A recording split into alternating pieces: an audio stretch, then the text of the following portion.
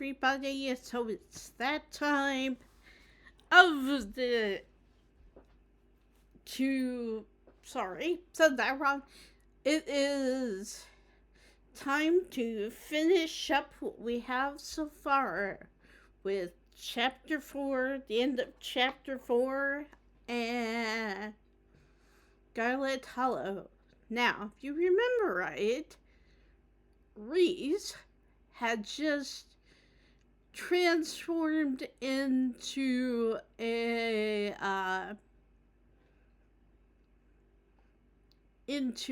beast of some sort. Wayne jumped in to try and protect us and stop us.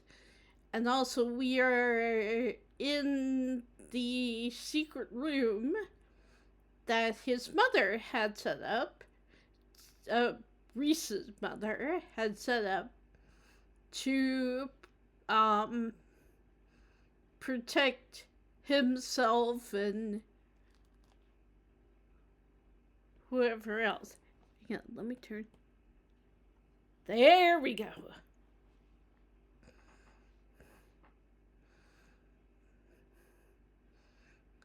So, but yeah, we're gonna finish this up and also they have a Discord. Their Discord isn't really much of a chatty Discord. It's more of a here's where they post information about the game and stuff. But I would highly recommend, if you're interested in the game at all, or if you're interested in learning, because they're doing a lot of updates right now, would be kind of fun. Alright, let's go. Sounds like Reese and your friend are still fighting. We probably have a few minutes before he gets here.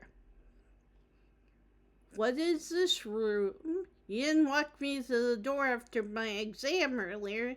You must have known I might have gone looking for something. Why didn't you make me leave? Let's talk, Reese. What's the game plan? I'm gonna ask you this question. You didn't walk me to the door after my exam earlier. You must have known I might have gone looking for something. Why didn't you make me leave? She sighs.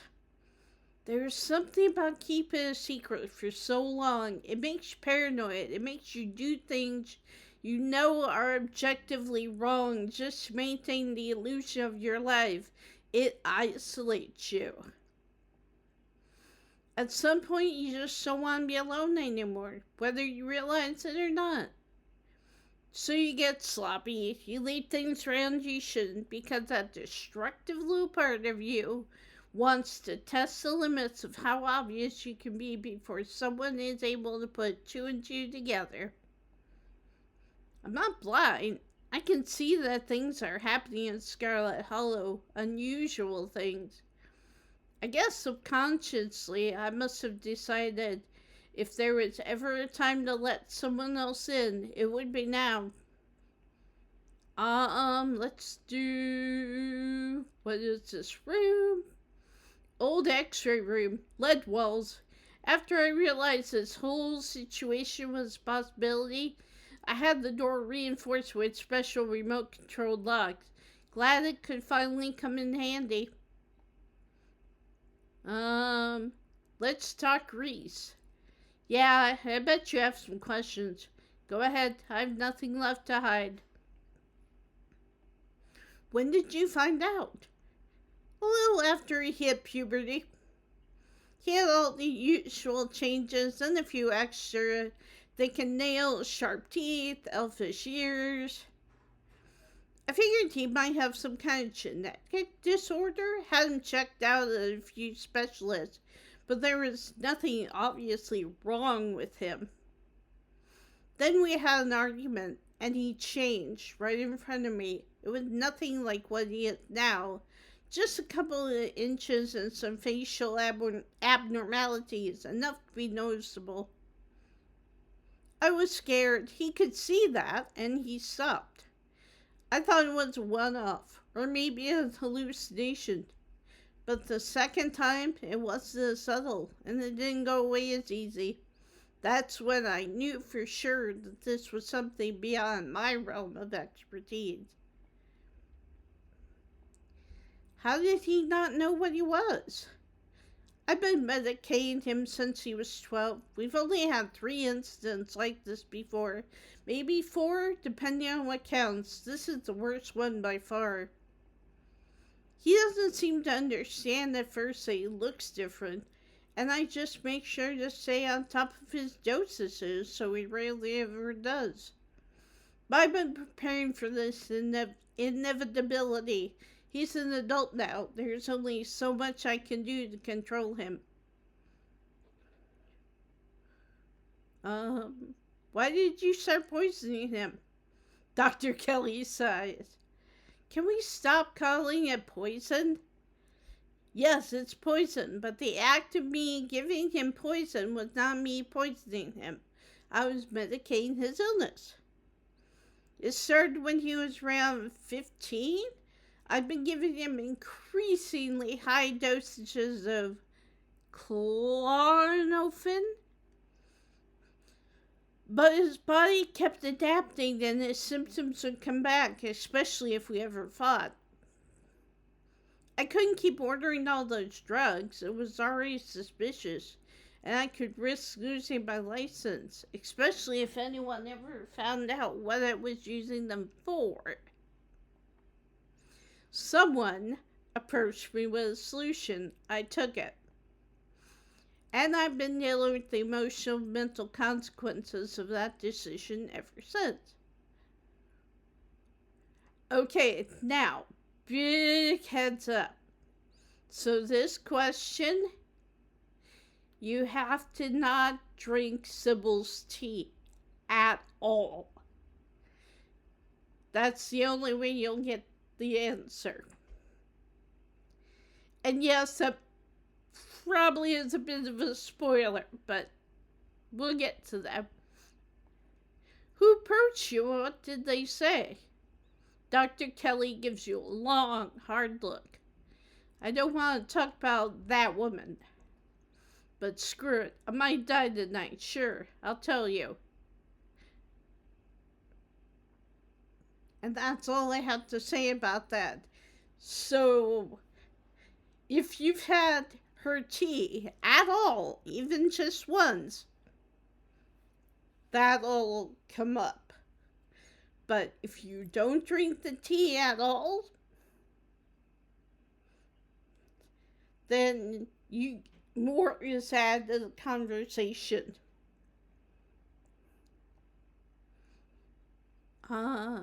What is he? At first I thought he was some kind of werewolf. But if he is, he doesn't follow any kind of full moon rules or anything. Silver doesn't do shit to him.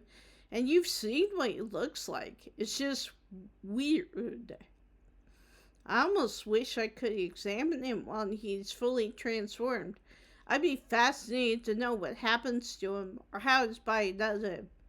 But he seems pretty hell-bent on ripping my throat out, so I guess I'll just have to remain a mystery. Was his dad similar? A strange little smile creeps onto Dr. Kelly's face. I wish I knew. Reese just kind of happened. I wasn't seeing anyone. I just woke up pregnant one day. I know how impossible that sounds. I'm a doctor, for Christ's sake. I kept having these weird dreams, almost like sleep paralysis episodes. Romantic sleep paralysis episodes.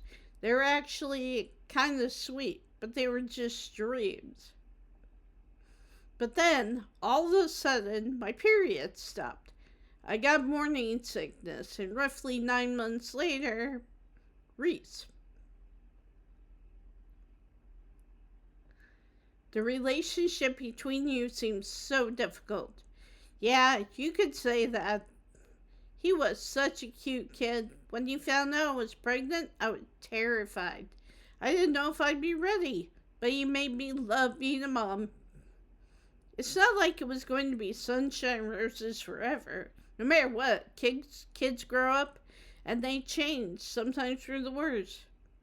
This is part of being a mom, too. Doing what you can to make sure the child you brought into the world isn't going to go around eating people. How do you know he's dangerous? Well, he wants to murder me, so that's clue number one. It's not like he's usually a violent kid. He's mostly just sad. But every now and then we butt heads, and that's usually when this side of him comes out. Imagine if this happens anytime he gets frustrated with anyone. Imagine he gets road rage one day, turns into a 12-foot tall monster with a million teeth and rips somebody apart in the middle of a major metropolitan area. Yeah, he's dangerous. No, we can do. He is indeed a menace to society. That doesn't mean he's dangerous. I mean, you are the biggest threat to him. Why not just kill him? He's been kind to me. What you're doing is difficult, but it's necessary. Don't you think it might be a self-fulfilling prophecy? And of course, I can fix him. I can't go with this one. That doesn't mean he's dangerous. I mean, you are the biggest threat to him. Don't preach to me. Sure, right now the focus of his higher, but who's to say he's not just going to find a new target once I'm out of the picture? I know what he's capable of, so it's my job to make sure he doesn't hurt anybody. Return. Leave it at that. What's the game plan, both short and long term?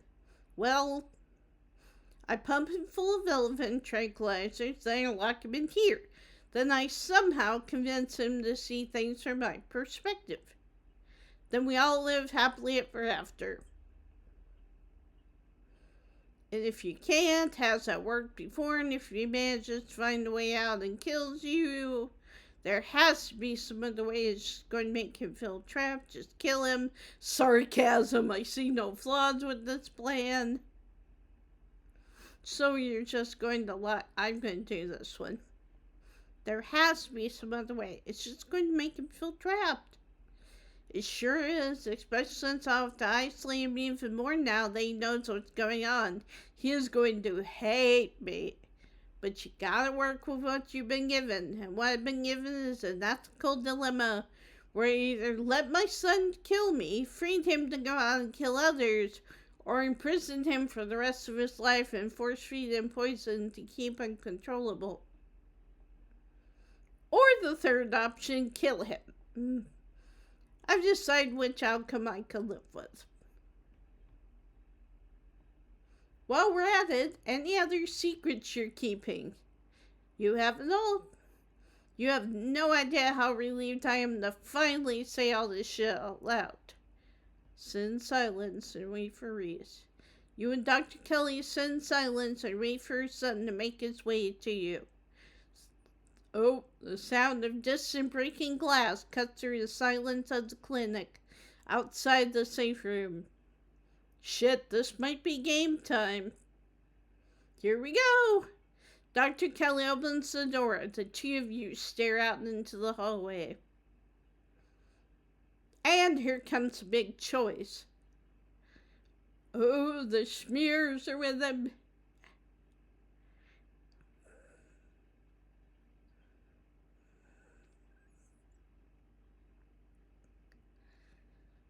Is this what you were so afraid of? Hand over the tranquilizers. This is our shot. Now, you can give her the tranquilizer darts, or you don't give her the tranquilizer darts. It's so hard because I don't want to, but at the same time, I don't know. Give her the tranquilizer darts. Oh, Tabitha! Before Dr. Kelly can fire, a different shot rings out. Reese's body is thrown to the wall. Shotgun in hand, your cousin rounds the corner and trains her weapon on his writhing body. Tabitha, what are you doing? Stop it. Let me sedate him. We can deal with this non-lethally. Are you insane? That thing was trying to kill you. Finish him off, Tabitha, and this. Help Dr. Kelly sedate Reese. Say nothing. Ooh, we don't have the third option. Shoot. There is a third option where we can release him to the wild, but apparently that doesn't happen when Tabitha's here, so we're gonna do this. Help Dr. Kelly sedate Reese. You leap forward, placing your body between Tabitha and the whimpering Reese, his face already trying to stitch itself back together as he writhes on the ground. Beth, what the hell do you think you're doing? Don't kill him, he's still a person. Don't you dare. Wait, I'm sure we can talk this all out. Stare her down. I'm gonna do this one. Don't kill him, he's still a person. Person, my ass! Did you see his face? I'm also kind of hoping that by sedating him, we can rescue him later. Maybe? Both of you shut up and help me try and come into the safe room. Now! You turn to see Dr. Kelly already pulling your son toward the open doorway. Tabitha swings the gun onto her back, huffily jumping in to help Dr. Kelly. It's not long before his regenerating body is sealed away behind the door. And of course that makes me think of Doctor Who. Not exactly how I thought that would play out, but at least none of us are dead. If you've done any permanent damage to him, you're going to be the one paying for the medical supplies, Miss Scarlet. You aren't seriously going to keep that thing alive, are you? It's clearly dangerous. What makes you think you can keep it locked up? It is my son, Miss Scarlet. And despite appearances, he is still human. I prefer you refer to him as such. And I managed to keep him safely locked away and harmless for years. Sure, it'll be a little more difficult now that he knows about his condition, but that room is lined with lead. He's not going anywhere. He's human? Are you sure about that? Are we talking about the same guy? Trust me, I've done genetic tests. He is human, somehow, and it's my job as his mother to protect him and to protect people from him. It's not a burden I take lightly. You don't have to worry about him getting out anytime soon. Get off my cousin's back. She's the only reason you're still breathing right now. He's not a monster. He deserves to live, Tabitha. He's a monster, but even monsters deserve a chance to life, Tabitha. And what about when you die, Doc? What happens then? Reese is a good guy. He's just misunderstood. Dr. Kelly bought his time. I'm sure we can figure out what to do about him later. Dr. Kelly bought his time. I'm sure we can figure out what to do about him later. There is no we. He's my son. He's my problem. I prefer if both of you forgot what you saw tonight and went on about your business. Your own business. If I recall from 2 minutes ago, you would have been chopped in half if I hadn't stepped in. I don't think you're capable of dealing with this rationally, Joan. Are you going to just hope somebody steps in next time too? One of these days, your luck is going to run out. Get out of my house. I don't need some kid to stand here lecturing me all night. I have a lot of cleaning up to do. You and your cousin leave the clinic. Dr. Kelly slamming the shotgun blasted door behind you. The two of you make your way into the bottom of the hill where Tabitha's car is parked among the sleepy houses of Scarlet Hollow's residential street. She places her gun in the trunk and turns to face you. You're alone right now. Is Stella still missing? I tried calling her a couple times, but I kept getting her stupid voicemail. Yeah, or saying nothing. Yeah, we're gonna bring her along. Shit, let me think. It's a long shot, but there's a place that might be worth checking out. We're going on a hike. Oh, we didn't see the. So there's another option, and I don't know if Tabitha. But there's an option where, remember the council of dogs we met earlier talking to the mayor? There's an option, and I'm not entirely sure how it gets activated, but there's a way for the council of dogs to come find you, including Stella, and they all lead you to this location. So it's just interesting. There are a lot of options in this game. After a bit of a trek, you and Tabitha stop by the edge of a 2-lane road near the town limits. There, sitting on a log, staring mournfully out the asphalt, is Stella. You watch her from the underbrush. She's alive, thank God. She sounds more exasperated than relieved. Okay, I couldn't. Sorry. You should go talk to her, Tabitha. She'll probably be glad to see you. I'm gonna go talk to her.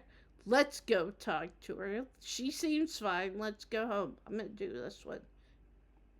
You should go talk to her, Tabitha. She'd probably be glad to see you.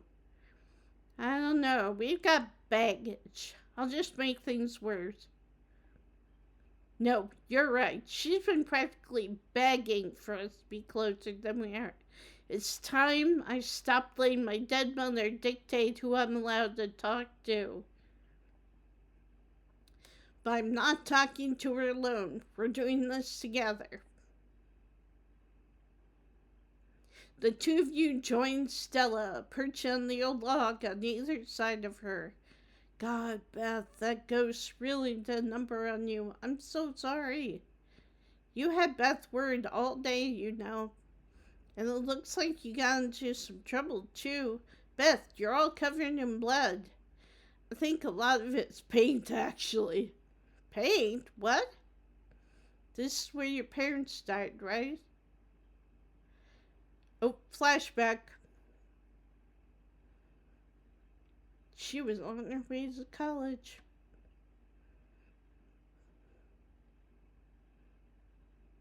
This is a hard scene to watch.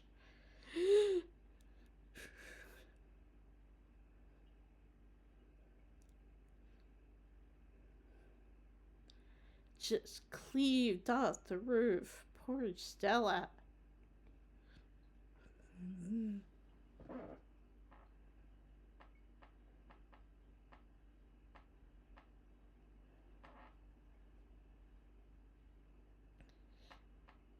Ooh, this is bad. Warning for gore. Warning for yuck.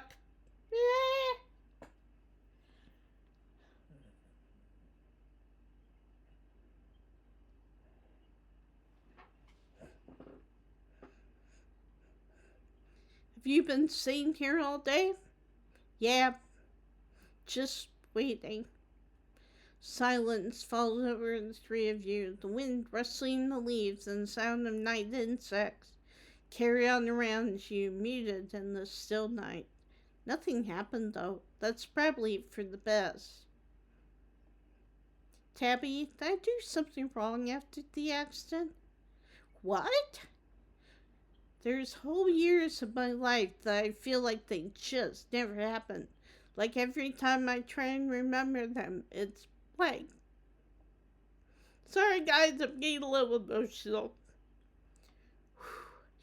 I have all these videos sitting on my channel that I don't even remember filming. It's scary. Did I do something to push you away? No, all you wanted to do was talk to me, but Pearl Ann wouldn't let you near me. Oh. Tabitha sighs. That's not true. I was an adult when the accident happened. It doesn't matter what Pearl Ann wanted. I need to stop hiding under my mother's coat every time I make a bad decision. I pushed you away, Stella, and I shouldn't have done that. I'm sorry. Tabby, I missed you. I missed you too. I love this verse. Still, fuck Perlando. You have no idea how happy I am to see you two getting along to the Dead Moms Club. I kind of want to go with this one. Still, fuck Perlando. May she rot in hell. At least she brought us all together. The three of you stare out into the quiet night. I think the accident is probably why I got into ghost hunting. I think I just wanted to see them again. I wanted to know whether I even could. I never found anything, so I eventually gave up. Then last night happened, and I ran out here to see if maybe it would happen with them too. And that makes sense that she would think, oh, if ghosts are real and there are all these ghosts, maybe my parents will, yeah. Even if it meant seeing the crash again or seeing them all messed up and dead. I just wanted to see them. It's been a whole day. I don't think they're coming. Do you want to say goodbye? Della sits in silence for a long moment, her breath slow and even. Goodbye. I love you. Don't worry about me. I'm going to be fine. She's silent again, as if waiting for a response.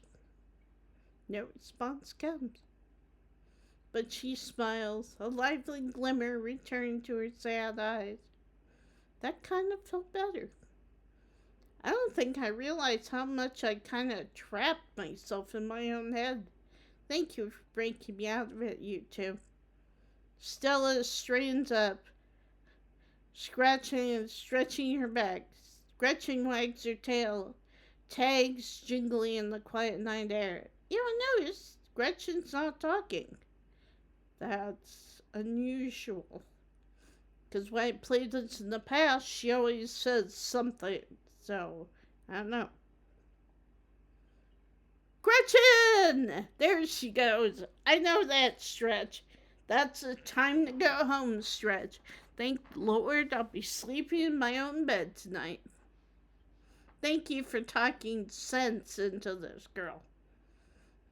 We should probably head back, right? I haven't slept in a day. So we also have the option to tell her or not tell her. I'm not going to tell her. She doesn't need to hear about this time. You keep the events that transpired at the clinic to yourself, at least for now. Yeah, she's been through enough. The three of you and Gretchen make your way back through the woods before arriving at Scylla's house. This is me. Thanks again, you two. It's time for us to get back to the estate, Beth. Tabby, wait, before you go. Oh! Della wraps your cousin in a tight hug. Don't be a stranger, okay? Never again, I promise.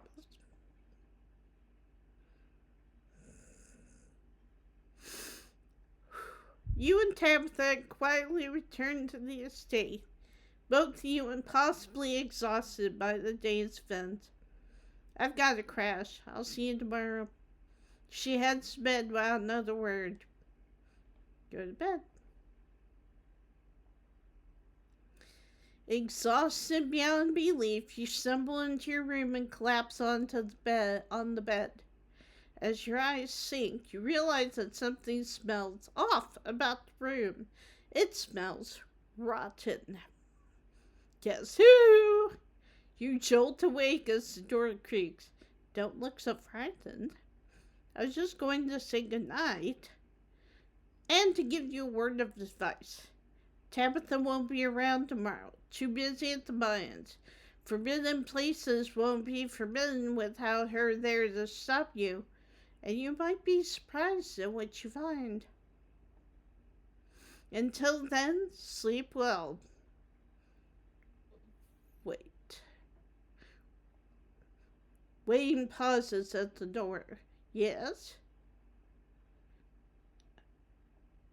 Did you know Reese was like that? I knew he was different. How exactly I wasn't sure. But now I know. Let's do that one. I thought you wanted me to stay at the estate. Aren't you going to lecture me? You are free to make your own decisions, and those decisions have been made. I know that something pulls at you, and I know that now you cannot stop until your task is finished. I'll keep you safe while you do what you must. Let's do this one. Why are you following me around? Why not Stella or Kanika or Sybil? Why not Tabitha? Because you're special. But why? Why am I so special? You simply are. Do you not feel the ties that bind us? They are unbreakable. Thanks for looking out for me tonight. Anytime you find yourself in danger, I'll be there for you. I will always be there for you. Now, this makes me wonder, what's our connection? And I don't mean me and Sam Wayne the Miner. I mean whatever is inhabiting him. Good night, Beth. I almost, I have this kind of theory because a lot of, like we told Sybil, we don't know much about the men in our family. What if that's her dad? Because, we don't know our dad, if I remember right, so. Could be. Or it could be Tabitha's dad, maybe. Wayne leaves your room and closes the door behind him.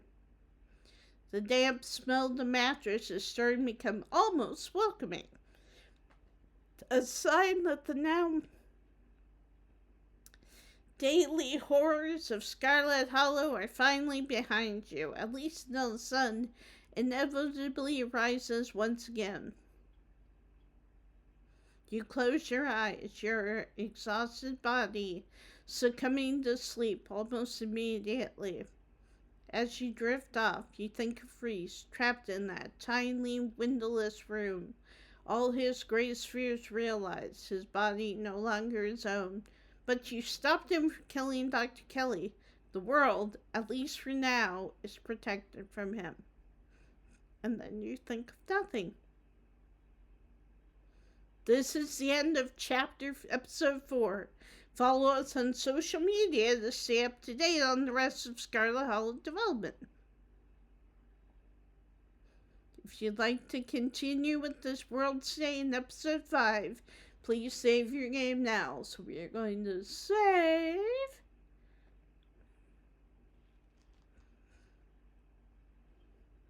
Very nice. Quit. Alright, guys, so that's it. That's it for Scarlet Hollow so far. They are, like I said, apparently there's going to be a release on March 3rd for the, where they updated a lot of stuff and kind of improved things.